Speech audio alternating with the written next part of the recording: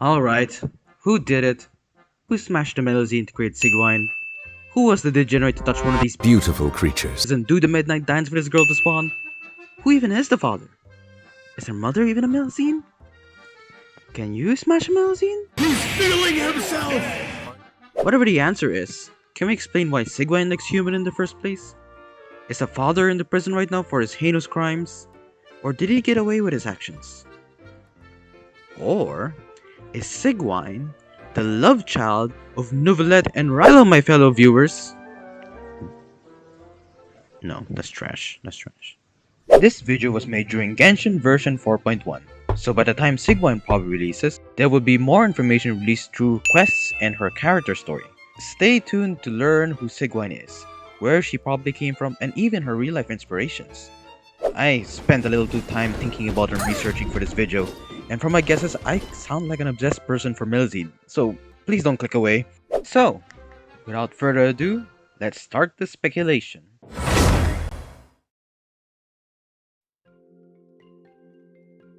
What even is a Melusine in the first place? Melusines, according to Monsieur Neuvilette, Melusines are beautiful creatures. They are the pride of Fontaine. Be sure to befriend them and cause them no harm. Melusines are all female race born from the dead body of Elenus, as told in the ancient scholar's world quest. They are bipedal creatures of a small stature and are almost fawn-like in appearance. They have tails, long ear or horn-like head protrusions, mitten-like hands, and stubby feet. Some have small wing-like appendages on their backs. Because of their appearance, most people would point out their resemblance to sea slugs, since their head protrusions look like rhinoceros of sea slugs. Rhinoceros? Rhinophores. Oh, rhinophores. Okay. Their head protrusions look like rhinophores of sea slugs. And there's so much to learn about them that is very interesting, like the relation with Elenus, their various professions around Fontaine, and their history with Neuvilette and the older Fontaine around 400 years ago. So, among these Melusine are our nurse from the Fortress of Meripede, or jail nurse, Sigewinne. Sigewinne is one of the characters we first see in the Arlecchino Story Quest, as the prison nurse in the Fortress of Meripede. She is compassionate, an adorable little thing. But also, she is shown as an intellectual, psychopathic, manipulative piece of work. Well, psychopathic is what people call her, but seeing the description of a psychopath, sociopath, and even an antisocial personality disorder, she clearly has some sense of empathy, which, to be honest, this label does not really make any sense. Well, you could say she's intellectual and manipulative, but she isn't really a psychopath. But along with her strong desires to see everyone healthy is her strong ability to read people and their sicknesses. Also, side note, can we talk about the reveal of her Synersis title in the quest? I looked around and no one's talking about it. It's such an underrated scene. I got chills. Why is no one talking about it? She's such a cool character. I love her so much. Sigewinne, contrary to popular belief, is not a rabbit, but also a Melusine. She has the same heightened senses of a Melusine, has the same rhinophores on her head, and her fellow Melusines call her a Melusine. But why does she look like that? Why does she look human? Well, the other Melusine says that she has a special body. This is a clear hint that she isn't using some sort of prosthetic in her hands or putting some sort of makeup to appear human, as others might have believed. Well then, what even is she? She calls herself a Melusine, other Melusine call her a Melusine, so she must be a Melusine, right? Anyway, this led some people to make so much theories about her. At first, based on my first viewing of the Final Feast teaser before Fontaine's release, Some, or most people honestly believe that when a human met Beautiful creatures. he decided to do the tango with him. Heck, some people went beyond and made wilder theories. Can Melusines even have sex, considering that they simply pop out from Elena's blood, so there is no need to develop some reproduction organs? This is why I theorize that Sigewinne was an experiment. Some crazy researcher must have tried to inject some Melusines gene into a baby human fetus. Not far from possible considering the technological level of Fontaine. Ha. Ha. Ha. Ha. Jeez, calm down, Dottore. That sounds even worse than doing the Melusine.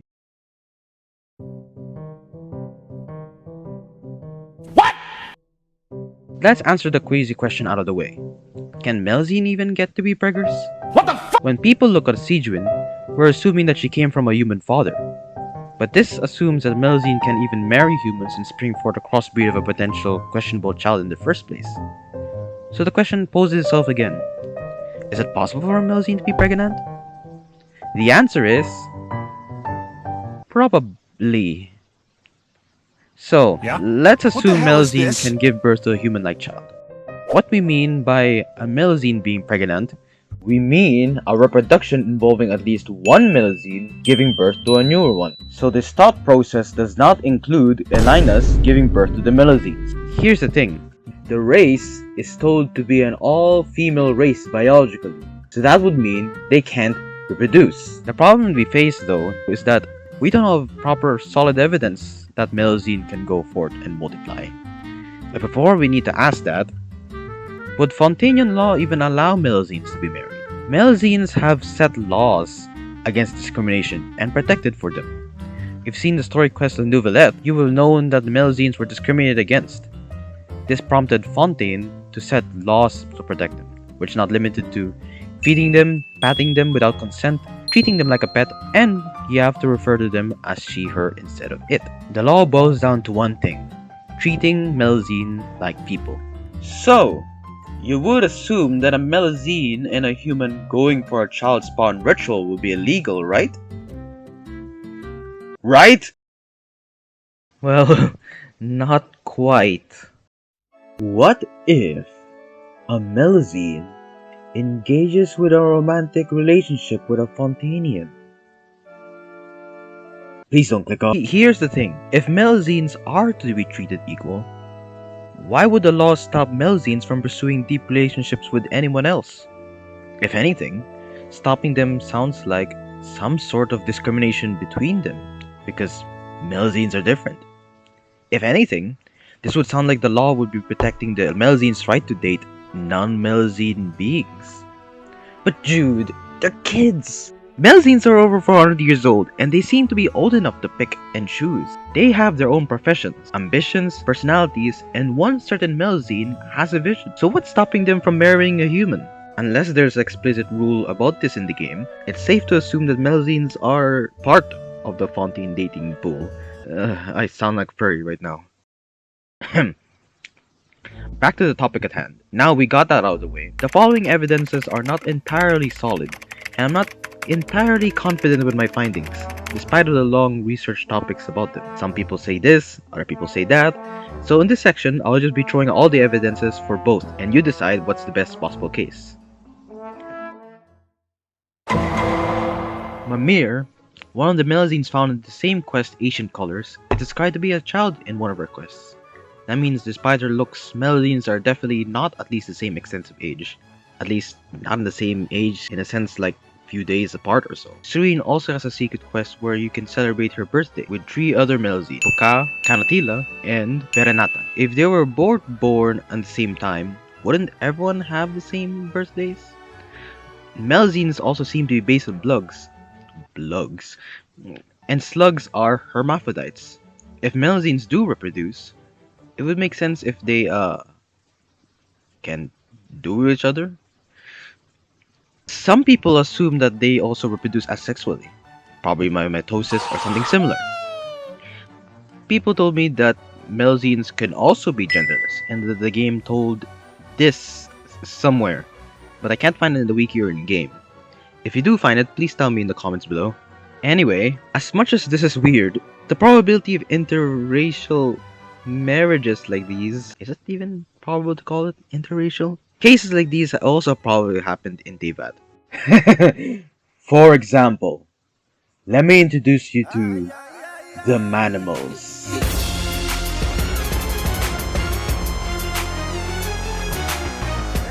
These Manimals are living examples of humans in the past inheriting the heat cycles of their prey before they make half-human, half-animal offsprings like the characters we see here.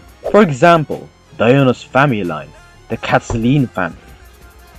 This is not even limited to Diona, as we have characters like Sucrose and Gorou who seem to be half-human, half-animal in blood. Oh, don't forget Ganyu and Yanfei. So the question of humans mingling with Melusines doesn't seem to be a matter if, but a matter when.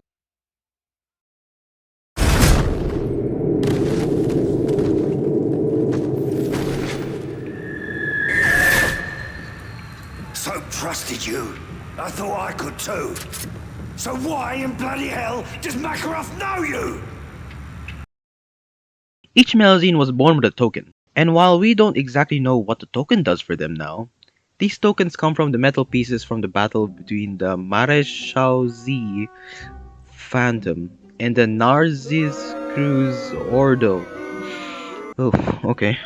Rain, one of the members of the Narcissus Cruz. Seriously. He can't even read basic words. So much for narrating What the heck video. is this? He failed basic Even English. my cousin.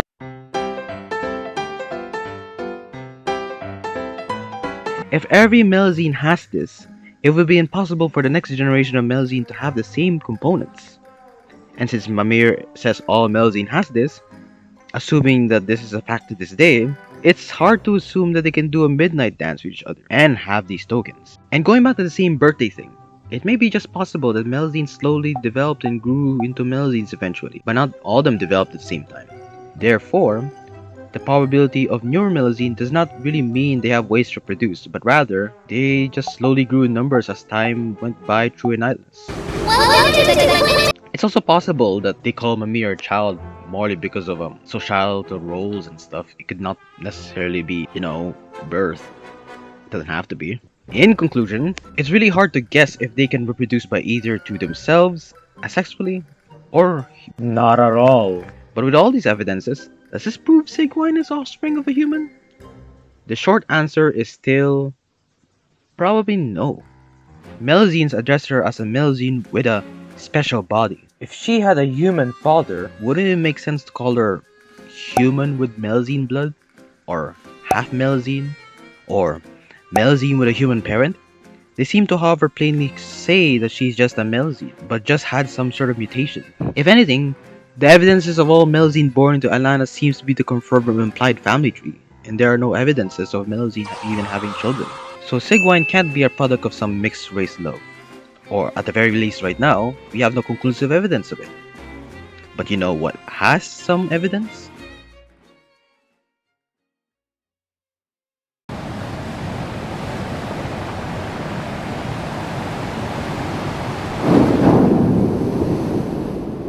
If we can't get a definite answer, what else do we do then? What else do we know from Sigewinne? We really know everything is to know about her in the Arcan Quest. But, just like everything in Genshin, Sigewinne also has an inspiration in real life. You see, Melusines are also based off a figure in European folklore named Melusines. Yeah, no Sherlock! Commonly described as a freshwater female spirit. She is usually depicted as a woman whose bottom half is of a fish or a serpent, and less commonly with wings or two tails. Sigewinne's name might have come from a Germanic tale of the Raue Els of Wolfdietrich. It is a German poem about a woman on a mermaid named Raue Els. She is described as a mermaid, both half human and half fish, but she is scaly and ugly. The tale differs from sources, so I'll just get the basics from here. The story starts from a man named Wolfdietrich and his palatine Berthung and his sons running away from the ram of Wolfdietrich's brothers. Some tales differ from here, but the most common thing here is that Raue Els crawls all the way to Wolfdietrich and asks him to marry him, but because she's ugly, he refuses. She does this a few more times until she says she is ugly because her mother cursed her. Wolfdietrich eventually agrees to marry her, and she brings him to Old Troy. The curse gets lifted by either true love or Raue Els falling headfirst into the Fountain of Youth. Standing out of the fountain is revealed a beautiful woman named Sigewinne or Sigewinne. Sigewinne in the poem parallels to Sigewinne in the game, and her being a mermaid or a spirit coincidentally fits with her description of a Melusine. If anything, this game is pointing out that Melusines are some sort of water spirits or Germanic mermaids. So perhaps the poem of Raue Els with Sigewinne have a connection?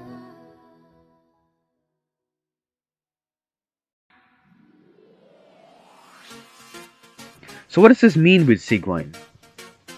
First, it does support that Sigewinne was and always is a full Melusine. but she doesn't have any human parents.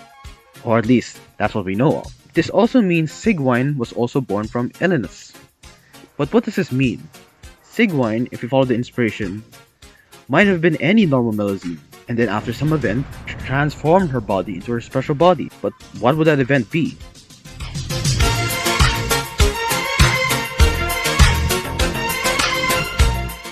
Here, I have at least 3 reasonable theories. 1. Perhaps that explosion in Elenus, one of the vision holders must have accidentally dropped their vision, becoming Sigewinne's vision and token. Perhaps the vision had special properties, especially for Melusine, and that gave her a human form. I didn't really think of this one, and it was circling around the community, so I don't know who thought of this first. 2. Or maybe some divine being came and granted her a human form. Maybe just like in the story, she felt ugly, and then she wanted to transform to something else. Or, just like the story, she had someone that she wanted to like, or someone that she wanted to court. But since she was a Melusine and the person probably didn't like Melusine because he wasn't a furry, wished a human form. But this is a little weird because considering she's a human child, so let's imagine that her crush avoiding her was also a child to make it less weird. And 3, or maybe she's just a normal Melusine and happened to transform forms like Caterpillar from the series' unfinished comedy questline. I think if this is the most probable answer. If you look at Caterpillar, while he does look like a child, he appears to have darkened limbs resembling his Helichor form. Damn, boy, he's thick, boy! Basically, his transformation is close to a human but still has original features in some parts. Sigewinne might have went to some similar transformation he did, and while she does appear human, she ended up having her prominent Melusine features.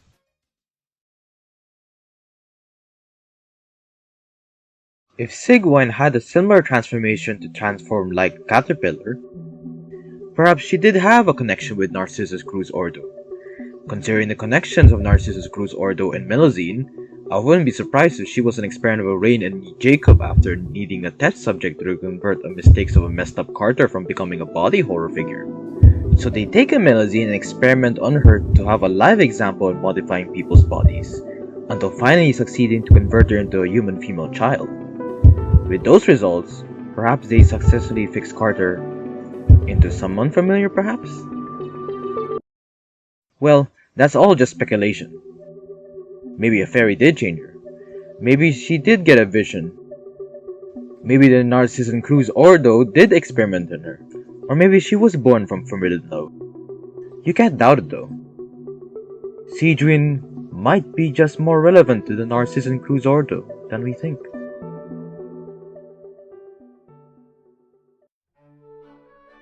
Hey guys, thanks for making it this far and watching my video. This video took so long to make. I think it was like 3 weeks or something since the release of 4.1. Yeah, it's been that long. Anyways, I hope you enjoyed the video because it's like my first one using the mic. Not technically my first, but yeah, and then, like the words are like hard to read and stuff. So like, yeah, this was definitely a challenge. It was so hard to gather all the facts and stuff. So like, I had to go join different Discord servers like to get the answers, even though I couldn't get like all of them. So like, if you like, you could join my Discord server. You could like talk about more lore stuff there, and you could stuff. Oh my gosh, there's so many Discord things. Yeah, you could hit me up there if you want me to talk about something like a different topic. And yeah, the Discord server link is down below in the description. Duh. And if you reach the end of this video, congratulations! You are probably 20% of the remaining viewers to stay. Here, you get to vote how I'll call my subscribers from now on in a poll. So, A. Fellow Fatui. B. Fellow Orphans. Or C. Panzerkampfwagen Tiger Ostby. Vote them in the comments and I'll see what to call you officially in the next video. Thanks for watching. Bye.